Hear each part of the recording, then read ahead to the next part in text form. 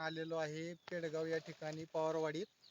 हे VST tractor MT 270 हे model आपण दिलेलं आहे. आपलं शोरूम वडूज या ठिकाणी वैजंता ट्रॅक्टर्स या नावानं. आणि हे कंपनीचे G9 लॉयल कस्टमर आहेत वैभव पवार. त्यांच्याशी आपण त्यांचा एक्सपिरियन्स आपण शेअर करायला त्यांना आपण हा व्हिडिओ केलेला आहे. तर ते त्यांचं थोडक्यात VST ट्रॅक्टर त्यांनी वापरलेला आहे अनेक वर्ष. त्यांचं ते थोडक्यात मनोगत व्यक्त करतील.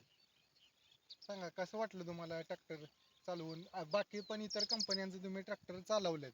VSTची तुम्हाला खास VSTचा ट्रॅक्टर घ्यायचा होता. ही का तुमची अटॅचमेंट का होती? जे आम्हाला एका दिवसात पळवले ट्रॅक्टरसाठी काय याच्यासाठी गेल्या 10-12 वर्षाच्या पुढेच हा ट्रॅक्टर आम्ही वापरतोय. बर. ऊसात चालवा, शेतात चालवा, ताकद भरपूर आहे. तुम्ही आता आधी 8-18च्या टायर मध्ये चालवत होता, आता तुम्ही 8-3-20 मध्ये. मग टायर साईज वाढली, त्याचा काय टायर फायदा आहे? साईज मध्ये भरपूर म्हणजे आता स्पीडला फरक पडलाय. म्हणजे पेरणीसाठी ताकद देते. ग्रिप ग्रिप जास्त ग्रिप गावते. जास्त गावते.